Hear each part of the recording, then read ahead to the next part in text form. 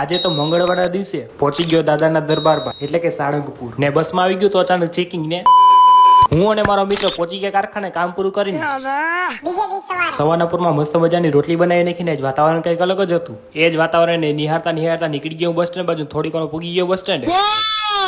બસ હાવ ખાલી હતી ને હા આ વ્લોગ છે જૂનો એટલે થોડુંક મીઠું નાખીને જોઈ લેજો એટલે વાંધો નહીં આવે. अबे साले तभी मेरा माफ करना गुस्से में इधर उधर निकल जाता. ટાઈમની વાત કરી દો તો 9:42 થી પહોંચાવ્યા હતા આપણે જસદણ થી નીકળ્યા વિછિયા પૂગવાયા ત્યાં અચાનક ચેકિંગ આવી ગયું ને કઈ ટિકિટ નહોતી લીધી મમરા ભરાઈ ગયા ને પછી ફાઇનલી પહોંચી ગયા આપણે કષ્ટભંજન દેવ એટલે કે સાળંગપુર. પણ મારી કિસ્મત એટલી ખરાબ છે ને કે હું મંદિરે પૂગ્યો ને ગેટ બંધ થયા.